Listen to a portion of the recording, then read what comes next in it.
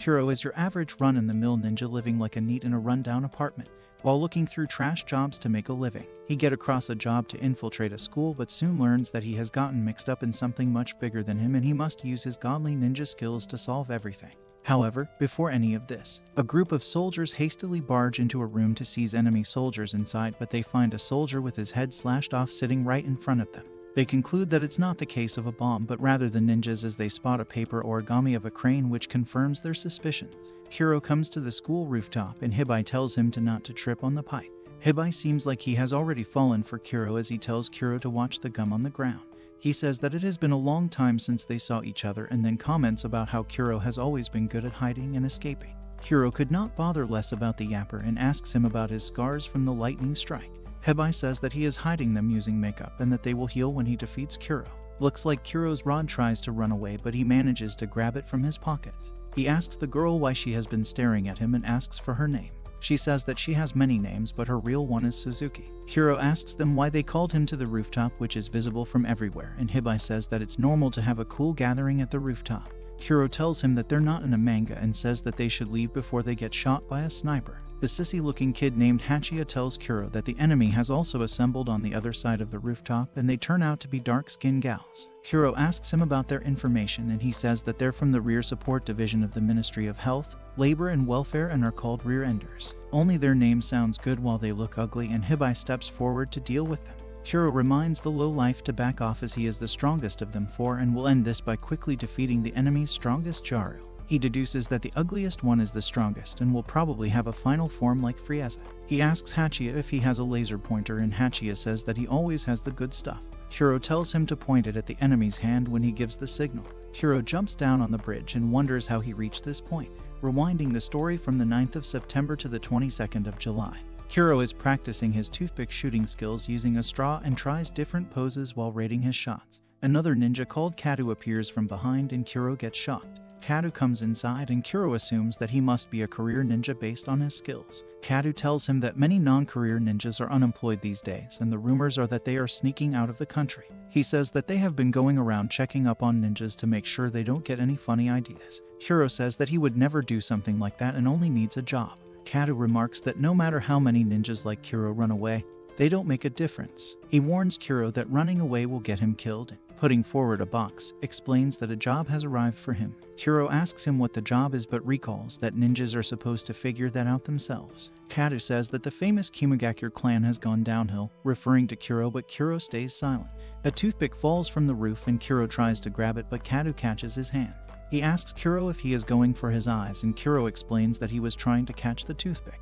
Later, Shuro opens the box and finds a school uniform inside along with a yo-looking blazer. He assumes that the mission is to infiltrate the school and calls the school to get enrolled. He cuts the call after realizing that no kid calls for his own admission and parents do that normally. He decides to get help from Kado who lives downstairs. The drunken Kado tells him to hand her the toilet paper which is out of her reach and warns him not to look. He uses his superior ninja skills for the best cause possible but accidentally looks at her so she hits him with her slipper. Afterwards, she calls the school while drunk and talks through a few of the procedures. Shuro handles the rest of the work and gives Kado a thumbs up. She tells him to get her some drinks in return so he takes some beer out of his neighbor, Uno's fridge. She asks him why his room is connected to Uno's and he says that it was like this when he arrived. He asks her about the entrance exam for high school and she says that she dropped out after 3 days so she doesn't remember. She asks him about his mother and a sad story starts. He tells her that her mother ran away after saying that trouble has arrived when Shuro was born.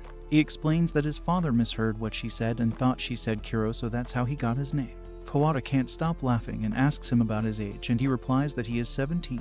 The laughing continues as he proceeds to tell her about how Uno sleeps on the lower shelf and he sleeps on the upper. He also displays his fine toothpick shooting skills and she finally goes to sleep after a while. He carries her to the bed and puts the beer cans beside her before escaping. He notices Uno coming and decides to use his ninja skills to hide. Uno gets angry after seeing his empty fridge but sees that Shuro isn't present. Uno finds the beer cans next to Kado and takes out his anger on her. He threatens her by saying that he will call the police and she tells him to do it if he wants them to know about how he stole her plot. Meanwhile, Shuro enjoys himself in his hideout after causing the whole fight. Back to the present, the ugliest Jaru also jumps down on the bridge. Kado learns from his colleague. Azu that the higher brass wants the rear enders to be dealt with and talks about how out of the 4 genin on this mission, only Kuro doesn't have anything noteworthy about him. He calls Kuro a NEET, but Kado tells him that Kuro was the one who took down the foreigner. Back to July 23rd. A Russian man tries to ask around about where he could find a ninja, but the man behind the counter tells him that they are impossible to find. He explains that the GHQ dissolved most of the ninja organizations after the war 70 years ago, but the ninjas kept displaying their high-class skills on the front line in full secrecy even though they were thought to have gone extinct. He says that these ninjas have infiltrated all parts of society and are assumed to be almost 200,000 in total.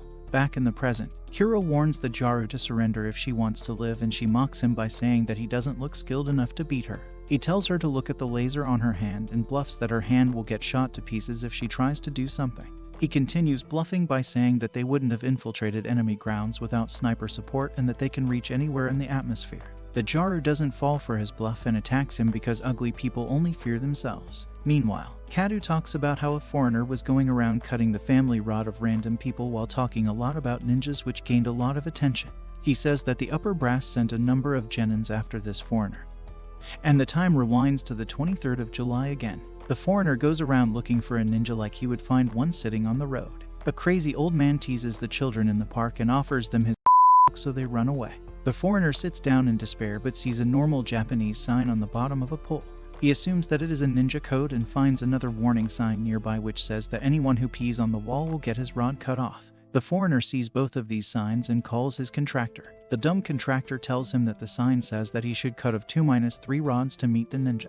The foreigner decides to be a rod cutter so he can become a ninja to save his daughter. Kado sees the foreigner standing near a person who is peeing on the side. Meanwhile, Kuro catches Uno wearing Kawado's plot and asks him to explain his actions while they drank. Uno tries to get out of the situation by saying that Kado drank all his beer, but Kuro tells him that he should take out the plum brandy he is hiding in the kitchen. While drinking, Uno explains that 2 weeks ago he was coming back from work while drunk and saw a floating in the air. He says that he caught the felt a gaze, so he looked down and saw a white ghost looking at him. Shuro tells him that it was just a pale neighborhood kid who was flying a drone, and he regularly peeks into Kawado's room, so he must have tried to steal her plot. Shuro questions Uno why he didn't tell Kawado this whole scenario, which would have prevented any misunderstanding, and he replies that he accidentally puked on so he couldn't return it. He explains that he got the but couldn't return it because he thought that would have been even weirder. Shuro reminds him that none of these things explain why he is wearing the now. The next day, the news report about how a man's rod was cut while he was peeing, and Kawado notices that the area where this happened is nearby. At night, the foreigner chooses the Milkman as his next target and reminds himself of different foods to distract himself. He tries to cut the rod discreetly, but the Milkman jumps behind him. The foreigner gets happy that he finally found a ninja and attacks him. The Milkman easily deals with his attacks and gives him a well-deserved butt attack. The foreigner takes out his mini pistol and shoots the Milkman twice, but he looks unfazed. He reads some weird sutras which causes his upper body to become invisible, and he escapes after this. 8 hours before this incident, Kuro wears Kawado's understand why Uno was wearing it, but he doesn't feel good. Kado arrives from behind again and tells Kuro that he talks to himself a lot.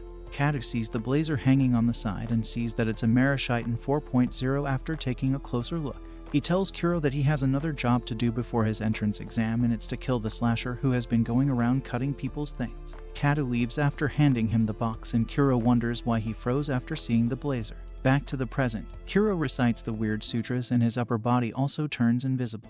The ugly Jaru attacks him, but he pokes her eyes and ruthlessly breaks her arm on the railing. Back to the past, a little girl looks for the foreigner and the Milkman wonders who ordered her. Kado appears in front of the Milkman and the girl finds the foreigner hiding under a shrine. The man thinks that he has been caught and requests for some water before dying.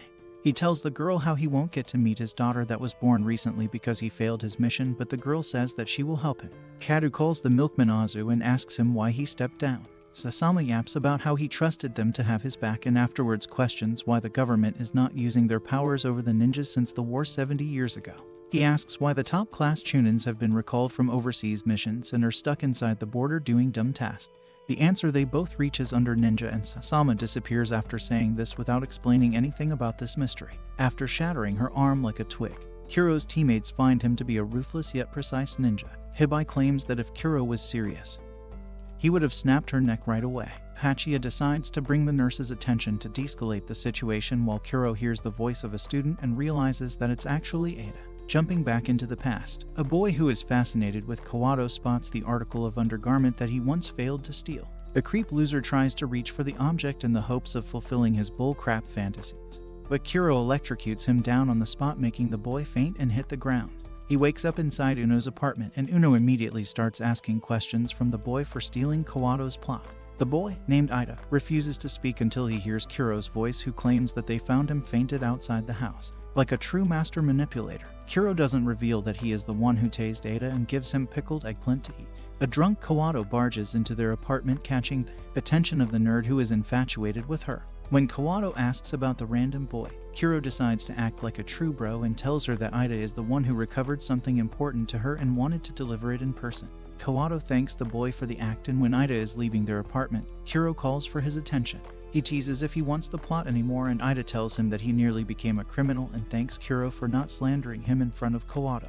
Kuro reminds him that he has already broken the law and asks about his school. Ida reveals that he is from Koden High School. Kuro reveals his evil intents after all and threatens Ida, stating that he will involve the police in this situation if Ida doesn't do as he asks. Kuro tasks him with looking for the blonde foreigner with glasses often mentioned on the news, and in return he will give him a picture of Kado in a very compromising situation. Ida doesn't have much of a choice, but that's what you get for being a creep, and he accepts the job. He returns home to task Jenna with finding the foreigner, and in return, he will let her borrow his drone. On the other hand, Kuro finds two kids and wagers another one of Kawado's plot from his bag in exchange for their skateboard. After using his expert-level persuasion with kids, Kuro finds himself a deal. Meanwhile, Jenna happens to discover the foreigner and brings him into her house. She explains that she isn't even allowed in her own house, so she sleeps in the bathroom, and the foreigner is shocked to discover that cases of child abuse happen in such a rich country. Kuro plays around with the skateboard like a true professional on the job and catches Kawado's attention. She joins him on the roof and treats him to a drink, asking about Kuro's life. Since he doesn't get awkward and disappears out of there, he explains that he's having trouble finding food lately as his landlady has fallen sick and isn't capable of feeding him like she used to anymore. Kado gives the grass eater expert opinion and tells him to just find a job. When she asks how he manages rent, Kuro explains that he basically uses Uno's closet as his guest room. He reveals that he acquired the privilege of moving in by saving Uno from being bullied by a bunch of middle schoolers. Kado is unsure why Kuro is interested in pursuing academics, to which he responds that it's because his relatives are forcing him to go. Kuro asks why she dropped out of school. Suddenly, Kado wears a serious expression for once and states that her parents lost their lives in the tragedy of a disastrous event years ago. Kuro recalls that this incident is actually known as the Ninja Disaster. Kado is drunk and tries to descend from the roof, only to slip like a drunkard and starts free falling. Kuro rushes to save her and grabs her midair, cushioning the fall. Just as he hits the ground, airbags deploy from his jacket, and Kuro discovers a new feature of his jacket for situations just like these. Back to the present. The remaining two rear-enders face off against Suzuki, who uses her special weapon and shoots them down to submission. On the other hand, Kado recalls that Suzuki was the first person to engage in a fight with the banana-slashing foreigner, and that she also graduated at the top of her class. Back in the past, Jenna leads the foreigner straight to Ida, demanding his drone. He keeps them with his drone and uses this opportunity to call and inform Kuro about the foreigner. In the same apartment building, Suzuki is undercover in one of her secret identities as an editor. She receives a notification in the group chat to take down the foreigner, who is also residing in the same flats. Meanwhile, Hibi receives a direct order from his master to take down the same foreigner in the Murayama flats, and the Avengers seem to getting assembled. Suzuki easily climbs her way to the top, aiming to take down the foreigner. She dodges his bullets and throws a kunai at him, but he dodges. Suzuki tells Jenna and Ida to keep their mouths shut while the foreigner uses Ida's drone to locate Suzuki from a safe distance below. Suzuki deploys her special jacket and turns invisible, allowing her to attack and kick him from a blind spot. She proceeds to tase him, but it isn't enough to turn his lights off, and he returns the tase by shooting her point blank in the chest. In the process, she realizes that her opponent is someone who has been trained against electrocution. The foreigner prepares himself to take his final shot, while Suzuki is planning to redirect his bullet right at the crucial time for a winning opportunity. However, both of them are interrupted by the third-party ninja Hibi with his third-grade costume on. He tells them that they both look like crap and seems to be there to finish the job, just as target and unknown. The perspective of the ninja who split the enemy soldier's head at the start is shown. The enemy soldier is seen on the phone, where he promises to take down the Yankee losers with him. He is interrupted by a ninja with his invisibility on, who gives him the half-a-face treatment.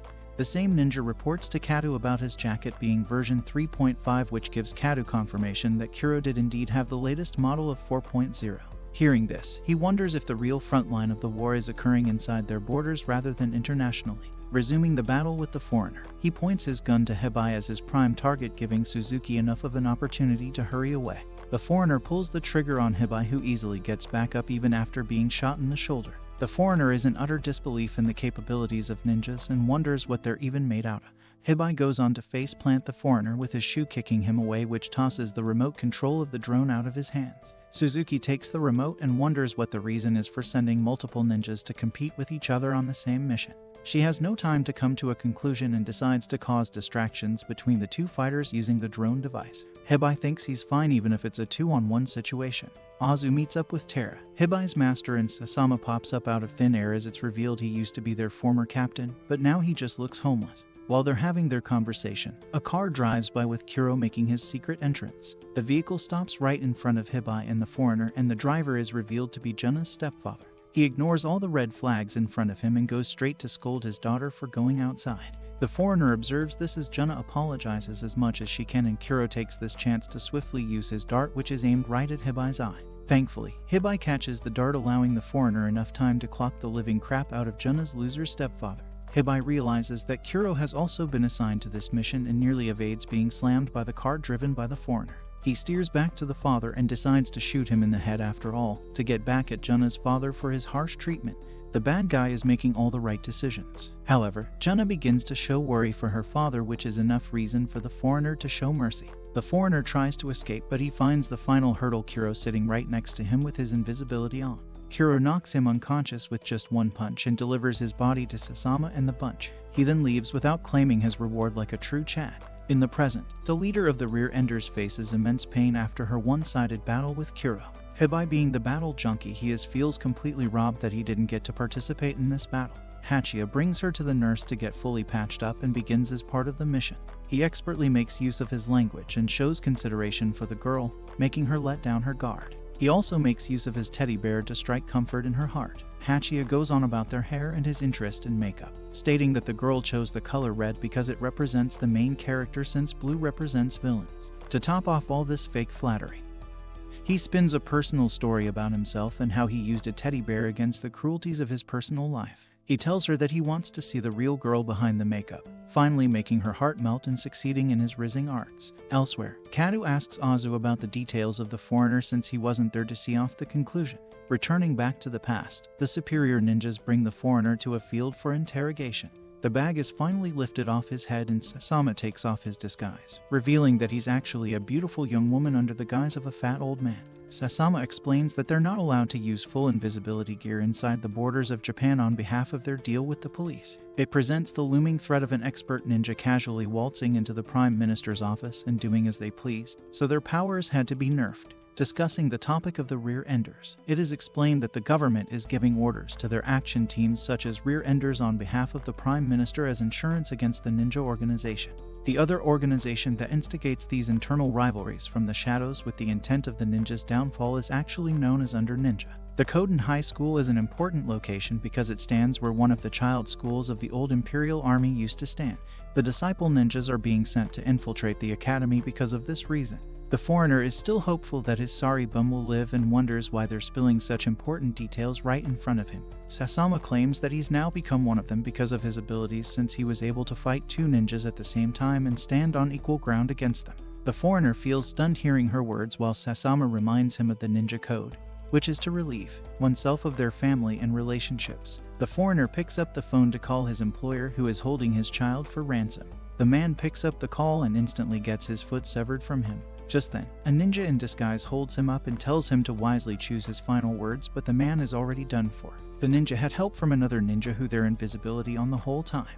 He informs the foreigner that his daughter is safe in their hands and that he should immediately participate in the next ninja operation. No vacations for the foreigner, as Sasami tells him that it's time to get going on his first mission as he loyally submits his life to the ninja organization. Naguchi ponders over her third world problems during a lunch break, thinking that it sucks to be left out since she cannot even reconcile with her previous group friends that she used to look down on. Meanwhile, Yamada feels constipated since she cannot tell anyone about seeing a boy without a torso, or else people would think she is some occult-loving maniac. Yamada and Naguchi come across each other in the hallway, and Naguchi strikes up a conversation first by asking Yamada what she is up to. Yamada points outside to say something, but when Naguchi looks outside, she spots Kuro walking out from another school building. Yamada asks Naguchi whether she knows Kuro well since she is calling him by his first name, and Naguchi gives a half-positive response by not confirming and not denying it. Back in the past, almost 6 weeks ago, Kuro goes to school to meet a teacher to take transfer exams. He doesn't see any teacher waiting for him, so he turns around to leave, and just then, he comes across Naguchi. She asks him whether he feels hot wearing a hoodie, and when confirms that he does, she jumps the gun by asking him to take his hoodie off, which he declines. Just as she calls him annoying, a teacher arrives at the scene and tells her to come with him. The teacher also spots Kuro, so he calls out to him as the new transfer student, and Naguchi, who's not the brightest bulb in the room, comments that she has never heard of Kuro's family name Kumagakure before. Kuro replies that his family name comes in the top 10 most common Japanese names, which the teacher calls a lie. The teacher also tells Kuro to shave his facial hair once he is enrolled in the school. And Kuro, who is a professional liar, tells him that his mom works in the hospitality industry, so she doesn't let him use any hair removing device. When Naguchi asks him about his mom's work, he tells her to contact her directly since she is very open about her work. The teacher reminds Naguchi that she is a brainless loser who will fail if she doesn't improve her test scores, so she should focus on her lessons for now. Naguchi gets seated to take the extra lessons while Kuro roams around the classroom looking for a specific seat. He takes a seat at Naguchi's side, and the teacher hands him the tests that he has to take. Kuro looks at the colorful grains under his seat and recalls when Hatcha came over to his room after he had defeated the foreigner. Back in the past, Hatcha joins Kuro, who is drinking beer with Kado and Uno. He advises Kuro to focus on the floor during his exams and also tells him that he has become a useless NPC because of Kuro since he failed to finish off the foreigner himself. As he leaves, he tells Kuro that he will be waiting for him in high school. In the present, Kuro plans to use the colorful grains under the floor to ace his test, but then Naguchi also notices the floor and she starts to freak out that there are bugs on the floor. The teacher also bends down to inspect the floor and notices that the grains seem like either eggs or even rice grains of some kind. Kuro makes up the most bullcrap excuse and warns the teacher that the grains are a special kind of insects that give the nastiest rash if somebody touches them. The teacher tells Naguchi to get the broom, and when she runs to the back of the class to get it, Kuro uses a trick to throw a small eraser at her non-existent bum.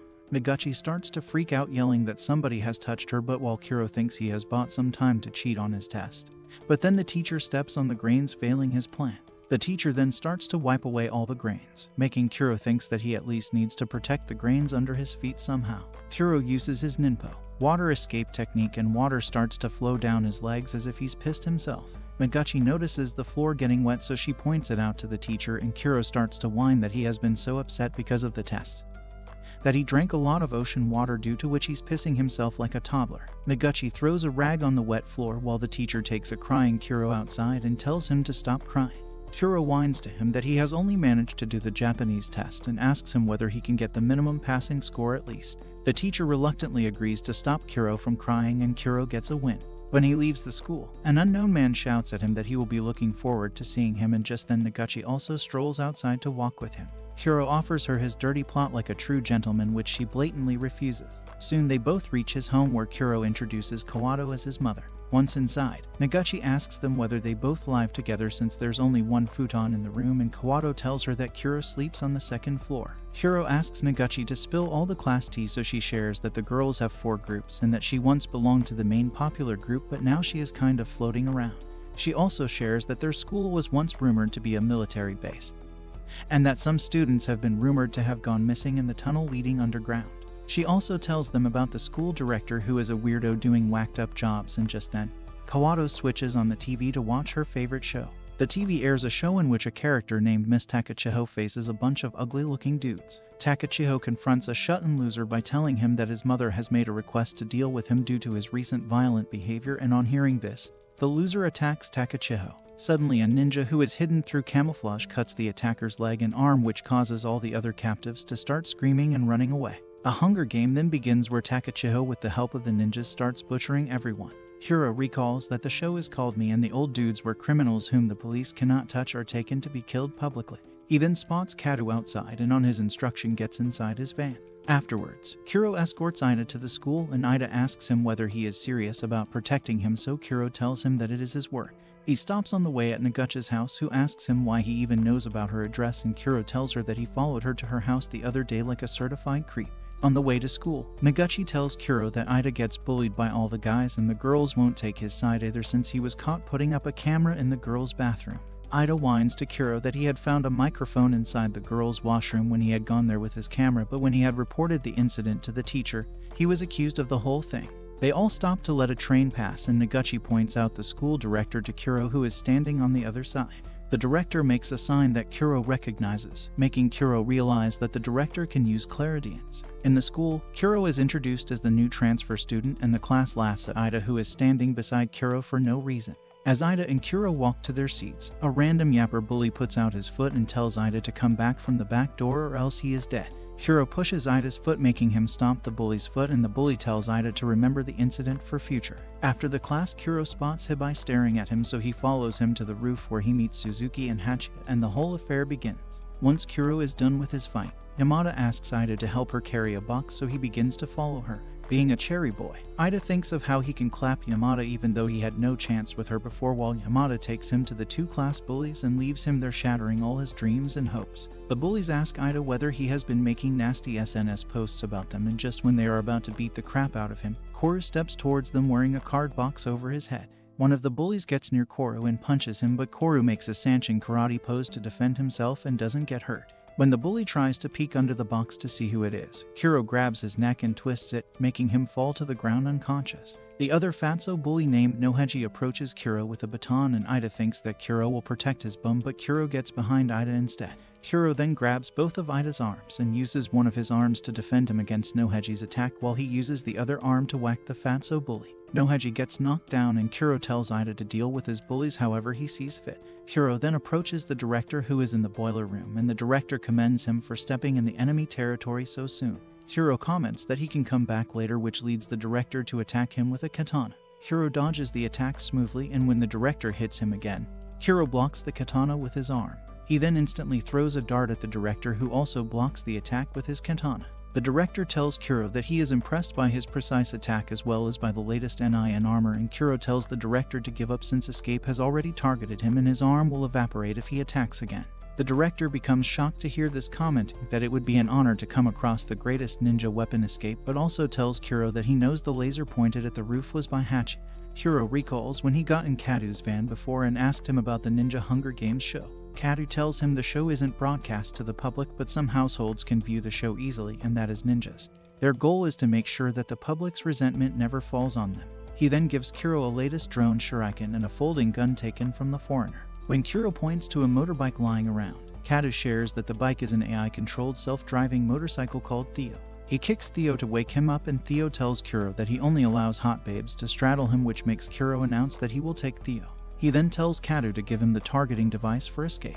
Back in the boiler room, the director tells Kuro that if they have actually given Escape to a low-life scum like him, then Nerima is going to be set ablaze again. To test him out, the director attacks Kuro with his katana again, and just then, a laser light emitted by a space satellite hits his katana and ends up breaking it. Kuro then leaves the director in shock, and as he leaves the school, he uses his Einstein-level brain to think that his hoodie must have GPS and mic installed in it. Outside the school, he comes across Kado, who tells him that he didn't think Kuro would get authorized to use Escape. He also warns Kuro to be careful since Escape isn't that precise of a weapon. Later, a cat called Shinobu wanders on the roof of Kuro's room. It jumps in Kawado's room and wakes her up, so Kawado gives him food and sits down to watch me an old dude show since a jobless bum like her doesn't have anything else to do. Shinobu watches the show with her and starts to recall that he was also once a part of the same show in which he was brutally attacked by a ninja. He remembers that when he woke up, he was being dragged somewhere and that an ugly-looking man was complimenting his survival skills and was telling that due to his bravery, they would keep his brain intact. Shinobu then wonders whether his brain has been transplanted into a cat's body, and just then, Kuro comes back from school. As Kawado chit-chats with Kuro, Shinobu recalls that the ninja who killed him was actually Kuro, so he starts to freak out and Kawado picks him up to soothe him. He soon forgets what was upsetting him and Kuro stares at the cat in deep thought. Meanwhile, Kado, the local ninja dealer, meets up with another invisible female ninja, Anako, and tells her that her next battlefield is right here with him.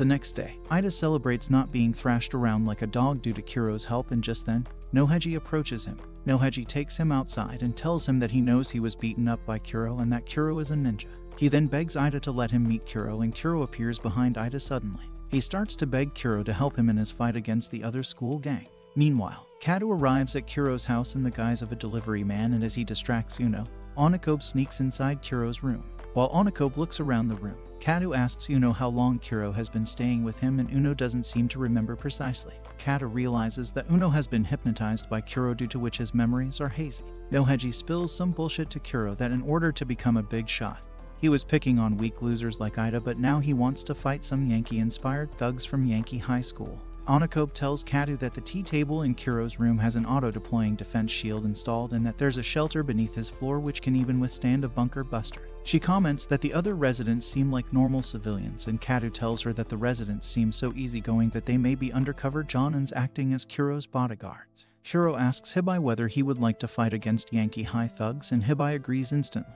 Noheji also recognizes Hibi as the infamous Thunder delinquent, and so he starts to kiss his bum by ranting to him excessively. Meanwhile, Hibi asks Kuro whether a laser was used in school, and Kuro reveals that he had used escape to combat somebody. Hibi realizes that their mission must be very dangerous if Kuro is allowed to use escape, and that the 22-22 incident may even repeat itself.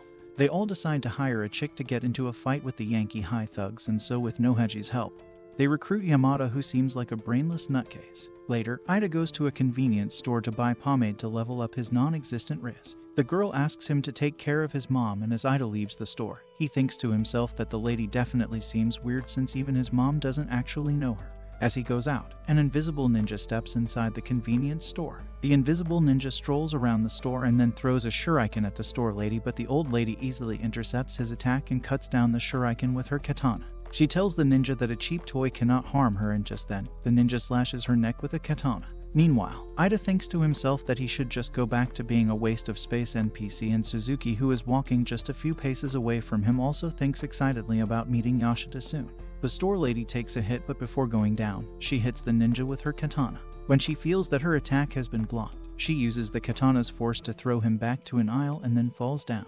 The ninja makes his way to her and blows away all the blood that got onto his invisible suit. The lady tries to crawl away like a worm and tells the ninja that his suit seems to be helping him by neutralizing the enemy attacks. He stabs her again, and as she passes away, she bids farewell to Sasami and Takachiho. A month ago, a man runs away, but just then a shuriken hits his leg and he falls down.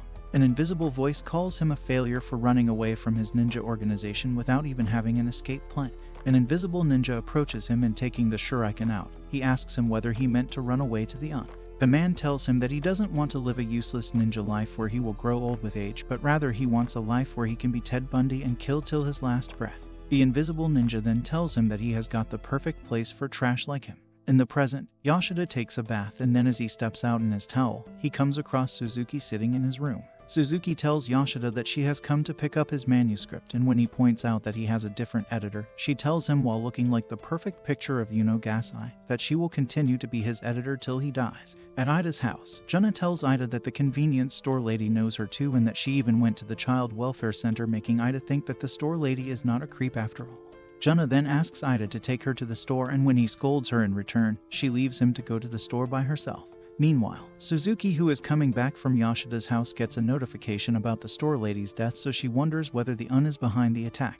Just when she thinks that the attacker must be near her, the invisible ninja attacks her and she easily blocks him with her back. She throws a shuriken at him, which bursts open into a net to trap the invisible ninja, and just then, Jenna runs into the street. The ninja attacks Jenna to kill her, but just then, Jenna bends down to pick up Shinobu, who was passing by, and as a result she ends up dodging the attack. Suzuki asks the ninja to let Jenna go in exchange for her weapons, and then sneakily takes out a poison pen to take out the enemy. Shinobu asks the invisible ninja in cat language whether he is Saruta, and the invisible ninja asks Shinobu in return whether he is Nekohira. The invisible ninja called Saruta grabs Jenna's ponytail, which makes Suzuki think that she now has time to take him out, and Shinobu tells Saruta that the girl seems like Suzuki. Back in the past in ninja school, Saruta asks Suzuki to go out with him, and Suzuki rejects him by telling him that even though he has a lot of risk, she cannot be with him since she may get assigned to a different ninja mission after their graduation.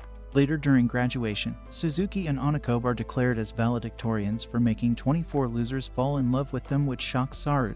In the present, Nekohira's memories vanish, so he runs away and Saruta tells Suzuki that he will kill her in high school instead. At the convenience store, a chick looking straight out of a horror anime known as Ranran scans the security cameras and tells the detective that the invisibility used by the attacker is not based on their ninja technology since it's too advanced by their standard. Onikobe asks Kado to let her guard him as he is summoned by the higher-ups, but Kado tells her to remain on the standby instead. He then walks with Azu, who keeps yapping forever about ninja stories. Azu comments that they are surrounded by hidden ninjas and that even Rainbow Hound seems to be nearby, which shocks Kado, who realizes that Kumagakure Nijiro must also be nearby with her Jonin class security. Kado and Azu arrive to meet Sasama, who now suddenly looks like a hot babe.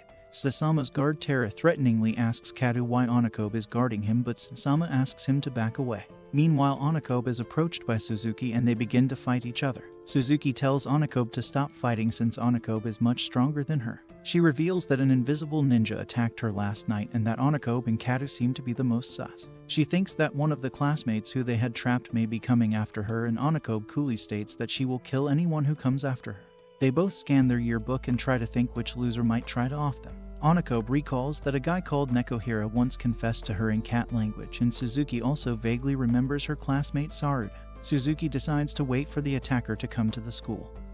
And then when she asks Onikobe whether she would like to fight with her against the Onikobe instantly agrees. Sasama asks Kado whose orders he is working under and then reveals that the baby beside her is one of the top 7 chief officers named Tara. Kado realizes that the ninjas can even transplant brains into human bodies now, while Azu also realizes that Tara's brain must have been transplanted into Sasama's own baby. Sasama asks Kado to reveal who is he working for again, and when he doesn't answer, she tells him that she knows Kado won't break under their torture. She then asks Kado to crawl under the Rainbow Hound's legs to demonstrate his loyalty to the ninjas. Meanwhile, Suzuki and Onikobe are surrounded by the invisible ninjas, and Suzuki wonders whether she should fight together with Onikobe or get taken hostage. Kado crawls under the Rainbow Hound's legs like a good boy, and looking at Tara, he thinks to himself that the ninjas are doomed since the 7 ninja chiefs cling too much to power. The invisible ninjas around Suzuki and Onikobe also disappear, and Onikobe also relaxes as she realizes that Kado seems to have survived the trial.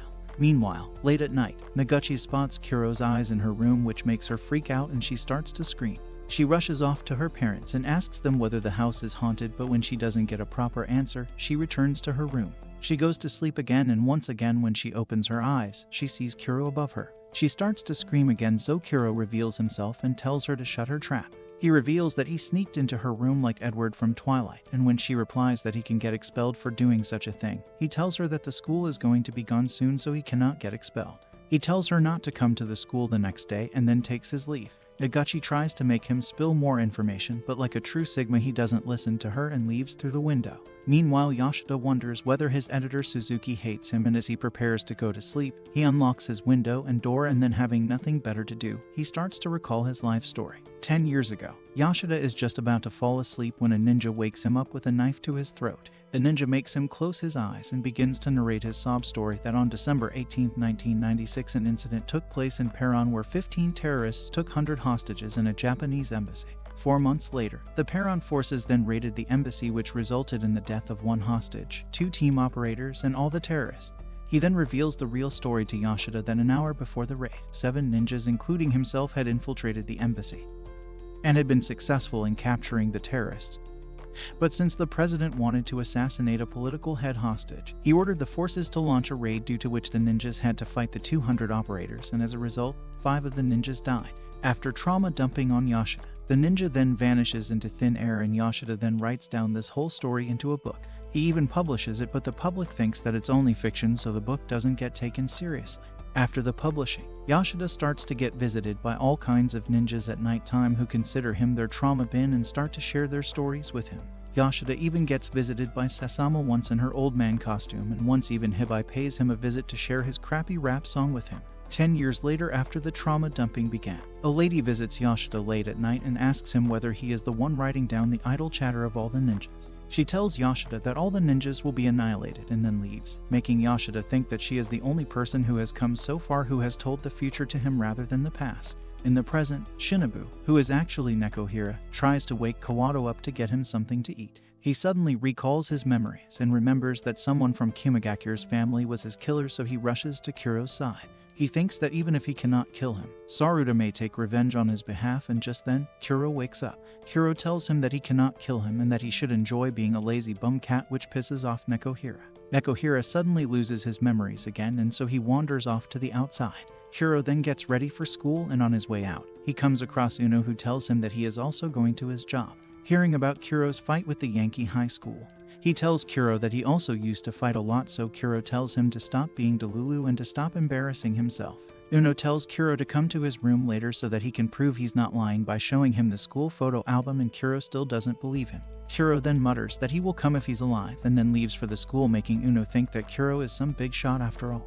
Meanwhile, Hibi is pumping up his big guns when Kuro calls him and tells him that they are hitting the real target while a separate unit will deal with the school attackers. This all makes Hibi laugh out like a maniac, while Ida, who is barely managing to hold down his meat, walks to school with Yamada. They both cross Yashida, and Yashida suddenly realizes that Yamada seems like the woman who had come to his room and had told him that all the ninjas will get killed. Ida starts to yap about the Yankee High boys, that they are mostly all criminals, and just then, two fat-looking hippos from Yankee High stop him and ask him to come with them. Ida starts to apologize, but when they don't listen to him, Yamada asks the fat Yankee hippos to forgive Ida instead. They ask her whether she's going out with a loser like him, and when she admits that she is, they ask her to show her plot as a collective punishment. She agrees to show them the blessed goods, and when they all lean in to take a peek, she kicks one of the fatzos and then pushes Ida's head into the second one. She destroys family jewels of one of the guys and then beats the crap out of both of them. She then warns them of Kuro's attack on their school and takes her leave with Ida. Naguchi arrives at the school despite Kuro's warning, and the director asks her about Kuro. Meanwhile, the two Yankee fatzos thank Hibi for patching them up, while an old man hands a GPS ring to Kuro, which can deliver any weapon to Kuro whenever he needs it. Kuro and Hibi take the two Yankee guys with them and head out to fight. Yamada grabs Ida's little hand, dragging him to Yankee High, only to start screaming for help. He feels as if he's at the top of the world as he holds Yamada's plot, but soon he starts feeling weird as he realizes that he is holding on to something very hard, similar to rocks. A student approaches them and Yamada flips Ida above her, making him kick the student in his face, which knocks him out. Ranran looks at the ninja training building, which consists of 22 floors, and she wonders how many the ninjas must be training in the hellhole. She tells Terra that their model number 4 suit focuses on mobility with light armor, and model number 3 is heavy armor used in wars. The Unsuit, however, combines the strengths of both without any of their weaknesses. She shows him the clip from the convenience store to explain to him that even though the invisible ninja was hit and even pushed back, he was not injured because he was Batman and was wearing a suit. Terra then grabs Ranran and she tells him to take the matter to the nap room if he cannot handle his meat. Terra then tells her to share all the intel with Kado and leaves, while Ranran secretly wishes that Anakobe would die. Azu calls Hatcha to tell him that his high school will become a battlefield soon, so he should get out, but Hatcha responds that he will stay to keep a watch over the Jennas. Azu still advises him to run away if he sees an enemy, and even tells him to use his girlfriend as a shield if he wants to. After cutting the call, Azu thinks to himself that Hatcha is his ticket to getting promoted, since he is the ninja's chief Tara's grandson. Suzuki asks Ranran about the weaknesses in the Unsuit, while Anakobe, creepily standing beside her in her invisible suit, listens to everything. Hiro's class teacher asks her not to use the phone in the school, and sensing daddy vibes from him, she lies to him that she's only talking to her sick grandmother. He lets her go and she starts pestering Ranran again, who tells her that Suzuki's the only one who has been in combat with the new Unsuit. She then tells Anakobe to go die and cuts the call, making Anakobe wonder whether Ranran hates her. Suzuki reminds Anakobe that she was the one who made Ranran into a one-eyed ogre, and Anakobe defends herself that it was because she found her annoying. Kado instructs the both of them to kill their enemies and informs them that he will be joining the mission as well. Meanwhile, as Ida's bully walks to the school, Saruta approaches him in his invisible suit and slices away his neck smoothly like a chef's pie. Naguchi tells the director that she has heard rumors about caves at the back of the school, and the director realizes that all the organizations, including the ninjas, must have given up on his school. He tells Naguchi to escape through the caves to tell the world about the upcoming disaster, and then leaves Naguchi behind. Ranran also informs Suzuki that Un has arrived in the school, and that once the attacker is confronted, escape will either kill the attacker or kill them to eliminate the attacker. They both begin their search while Saruta makes his way inside and kills a teacher. He then stumbles across two gals who are bullying a fat kid, and to spice things up, he rolls over the head of the killed teacher at their feet. One of the girls realizes instantly that whoever is attacking them doesn't seem to be a ninja, so she uses her fatso classmate to shield herself, but Saruta slices her friend's neck and then cuts her own torso as well, which kills her. After professionally being promoted to a butcher, he tells the fat kid to make a run for it so that panic can spread in the school. Saruta recalls that he also used to be pushed around like a dog in his ninja school, and how once a classmate with the same dead eyes as Kuro's threatened to kill him over some food. He then enters a classroom with the teacher's head and says some words of wisdom to scare all the students. Just as the whole classroom panics and starts to run out of the classroom, Saruta transforms into Ted Bundy and begins his killing spree by attacking and slicing everybody. Some students even try to jump out the window, which leads Saruta to suddenly turn into Spider-Man. He jumps out the window as well and bounces to another building where he lands inside the boys' washroom. He attempts to kill a boy there, but when he notices his lunch lying in the washroom, he lets him go and tells him that he can instead be the only survivor of the gladiator match. The fat Jaru boy reaches the staff room and informs the teachers about the invisible man killing everybody, so the teacher makes an announcement asking everybody to evacuate to the courtyard. Just then, the director interrupts the announcement and tells the school that there is no intruder, so they should head back to their classes. He then communicates Saruta's location to Suzuki, and Suzuki wonders whether he's actually on their side since he was sent 20 years ago as a loan to the Ministry of Rear Support. When she asks him his reason for going AWOL, he spews some crap about protecting the children. He then tells the girls to bring Kado in, and Saruta also realizes that the director and the ninjas have linked up to defeat him. Shuro and the gang reach Yankee High where they meet up with Nohaji. They also notice a Yankee High thug knocked up in the ground, and just then, Ida shouts at them from the roof and asks them to save him. Yamada narrates her story about how she was locked up somewhere with other kids and they would fight against each other during the day. She says that they moved up from fighting with their bare hands to wooden swords, finally to real sword, and she was the last survivor among the dozen of kids. Ida screams for help from the rooftop and Kuro wonders what he is doing there. On the other side, Kado arrives at Kuro's school and demonstrates his fine parking skills. A cheap-looking robot made of cardboard comes out of the van and walks toward the school. The director instructs the students to return to their classrooms, and the students notice the robot coming to the school. Saruta gets surprised that the NIN deployed the cube for someone like him and goes back to his slashing spree. He resolves himself for death and decides to have some fun before dying. Shuro and the group witness the Yankee first years standing in line and acting like they don't know anything. They try to ask them what happened, but none of the first years answer them, so they decide to head towards the rooftop. Hibi tells Kuro that he wants to fight against the Unfirst and test his limits, so Kuro tells Nohaji to stay back. Hibi and Kuro arrive at the rooftop and decide to get into their full ninja outfits so they look cool while fighting. They fail to notice Yamada sitting behind them, so she decides to come out herself and asks them why they came here even though the real fight is happening at their school. She questions who her opponent will be and taunts them by saying that she can easily face the two of them together too. Back at the house, the Theo asks Kawado to take off the stand and start him because he needs to go somewhere. Nekohira starts meowing at Theo and Kawado wonders what she is saying. Theo tells Kawado that Nekohira wants to ride him, and Kawado is surprised that Theo can understand a cat. Kawado pulls Theo rope to start his engine and Nekohira jumps on top of him. Kawado tries to stop him, but Theo tells her not to worry. He rolls out in style with a cat riding him. Meanwhile, at the school, the dumb students do not realize that a school slashing is in progress. Kado decides to show off his driving skills again, and a RWS pops out from the front of the van. He displays his ruthlessness and orders the RWS to shoot down anyone that comes out of the building. Mako asks Hatcha if the enemy is coming for him and if they should escape or not. Hatcha says that he wants to escape, but the NIN has blocked the exit, so escaping is not possible.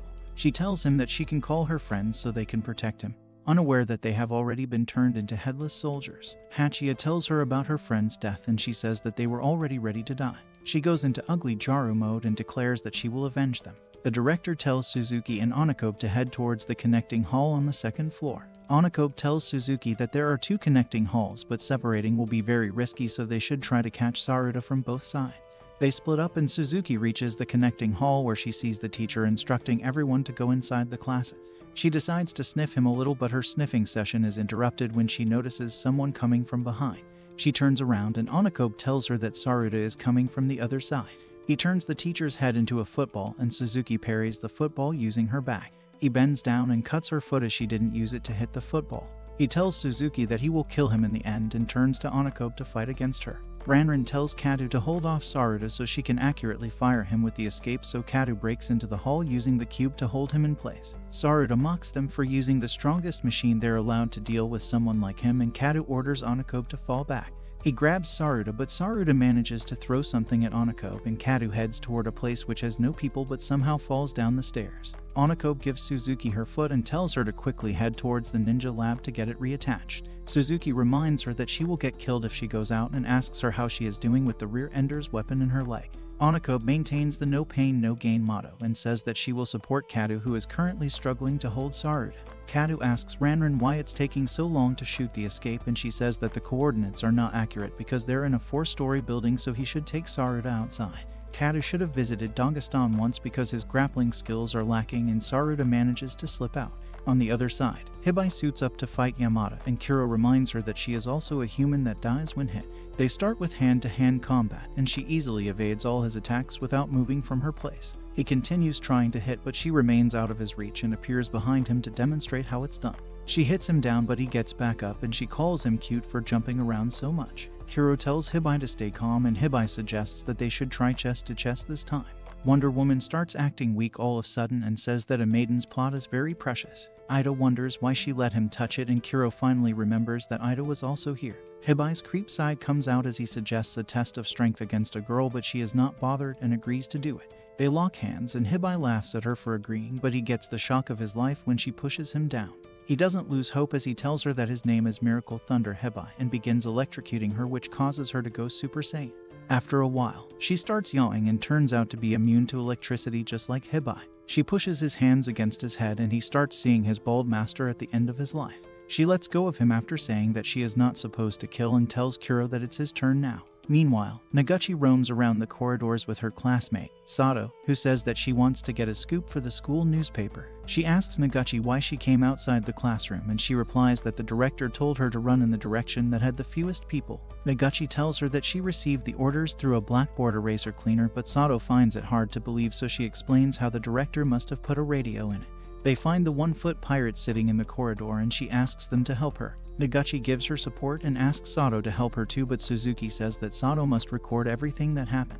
Sato starts clicking pictures of them while they walk to the gym, and upon arrival, the director uses the fire extinguisher to tell them to head inside the room across the stage. Sato gets surprised that the fire extinguisher is talking, and Suzuki says that he has such things all over the school. He tells them to take the fire extinguisher with them as it is wireless, so they grab it, and the director tells them the way. They arrive at a small door that leads to stairs heading underground, and he tells them to hurry up if they want to get out of this school alive.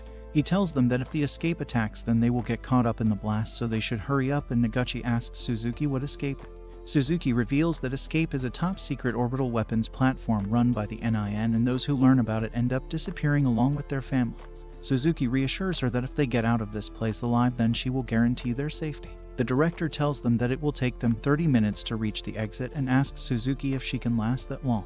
She mocks him for being so considerate even though they are enemies, and he comments that they used to belong to the same organization before the war. He starts giving a history lesson, and she says that the shinobi world would be at peace if people like him disappear. Simultaneously, Mako and Hatcha come out into the corridor, and he asks her about the director. She explains that he acts like a satellite unit and stays at a distance from things. Meanwhile, Sato asks Suzuki if the ninja world split into 2 parts after the war, to which Suzuki confirms. Back to Hatcha, who asks Mako why the director has been at the school for so long, and she replies that this school used to be a facility for the Japanese army and was an underground laboratory for the organization that later turned into the NIN. It was also a communication hub for the UN, basically a ground that had all 3 organizations in it. She further explains that a guard for such a place was required to have connections to all 3 organizations, and that's all she knows. Saruda walks into the scene to take his well-deserved screen time, and Mako tells Hatcha to stay behind her. She continues to yap, but thankfully Saruda interrupts her and tells Hatcha that he who is the grandson of Tara, one of the 7 leaders of the NIN, is the real target. Hatcha steps forward to block Saruda's attack and evades his next attack by stepping on his shoulder. Saruda compliments him for executing such a risky move while he is invisible, and Hatcha remarks that it's not necessary to see someone in close combat to tell their location. Saruda notices the teddy bear pointing its laser at him, and Hatcha informs him that the escape has locked onto him. Saruda laughs it off because he thinks that the NIN won't do it because Hatcha will get caught up in the blast too, but Hatcha reminds him of how ruthless the NIN can be. Meanwhile, Ranran reports that the escape is about to shoot, and Azu tells her to stop because Hatcha will die too, but she informs him that the approval was given by the higher-ups. He wonders if the 7 leaders are trying to cut off Hatcha because they no longer need him due to the successful transplant of Tara. At the school, Hatcha orders Mako to shoot, and she successfully hits Saruda's leg with her weapon. Saruda gets surprised that the rear ender's weapons were projectiles. Hatcha tries to hold him down, but he blocks him and rushes toward Mako before escaping through the window. Ranran reports that the laser is shutting down as the coordinates have been lost and sees Mako holding her bloody neck. He realizes that Saruta slashed while running away, so he thanks her for saving his life as she falls down. Suzuki and the group take a break after looking for the exit for a while, and Sato asks Suzuki why the secret workshop was made. She tells them that counterfeit bills were made here in the 1980s and says that there are many theories regarding how the economic bubble burst because of this. She explains that the UN had gained a massive funding thanks to it, and the director responds that the price the UN paid wasn't small either. He adds that many people were buried inside the tunnels when the NIN discovered this place and started bombarding the tunnels. He says that everyone was slaughtered without mercy and he was the sole survivor, so the NIN, the government, and the UN deemed him the perfect gravekeeper for this place. Suzuki asks the girls if they find this place too big just for creating counterfeit bills and explains that the printing and ink could be solved with standard equipment while the paper was hard to acquire. What the NIN discovered when they raided this place was a massive paper-producing operation that they could never have imagined. Meanwhile, Kado sees the bloodstains heading towards the roof and realizes that Saruta is on the rooftop. On the other side, Kuro tells them to wait because he put his ring on the wrong hand.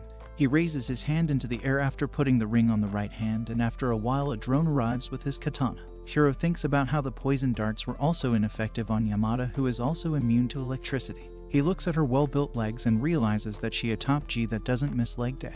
He thinks about how he wanted to chip away at her stamina, but that didn't work, so he will now have to face this innocent-looking monster. Yamada claps at him for the show and tells him to wait, and he taunts her by calling her stupid. A rocket appears in the background and brings Yamada her katana too, so Kuro gets ready to face off after reciting the weird mantra to become invisible. The coolness doesn't end as Nekohira rides Theo in full style and tells Theo in cat language that he used to do it all the time when he was a human. On one side, Onakobe is trying to reach the rooftop, while on the other, Yamada and Kuro commence their staring contest. Theo and Nekohira arrive at the school and realize that the front gate has been blocked, so they rush in through the vans while dodging all the bullets. Onakobe arrives at the rooftop all bloodied up and sees Saruta standing in front of her. They both should probably turn off the invisibility spell at this point because it ain't doing much. Kado also displays his wall climbing skills using the cube and arrives at the rooftop.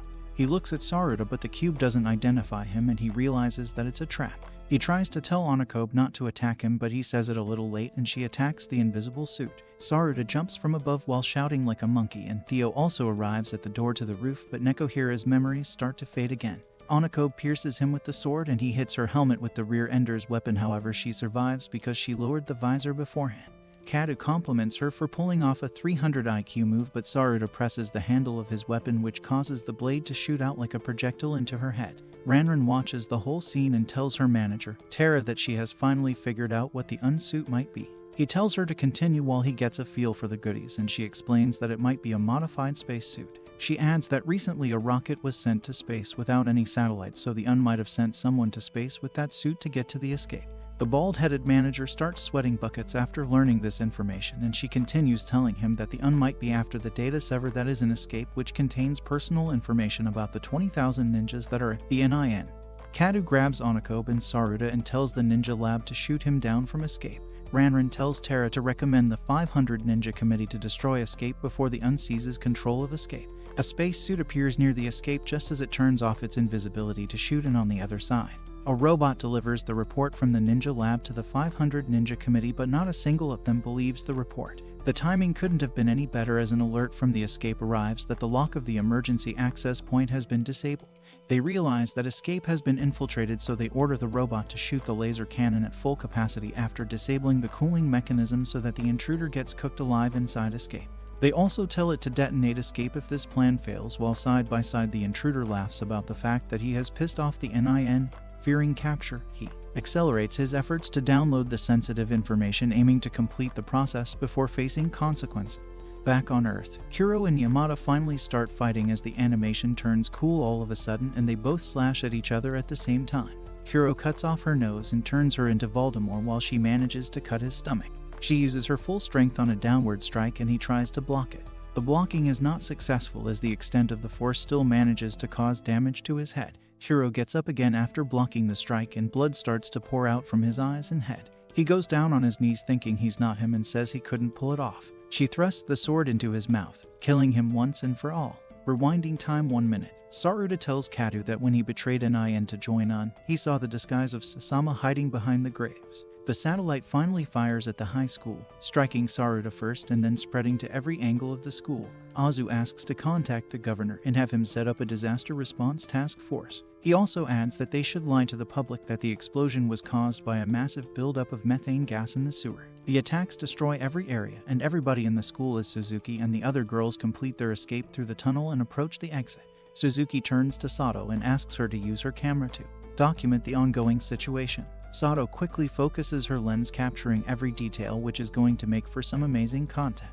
As they emerge from the tunnel into the open, Ida, still on the rooftop, asks himself if the explosion is what Kuro warned him about. Yamada walks up to him, which surprises him. He screams and asks what happened to her nose and why she's holding a human head. Suzuki, Naguchi, and Sato breathe a sigh of relief as they successfully make it out of the tunnel. Tara sweats while Ranran asks what happened with Escape.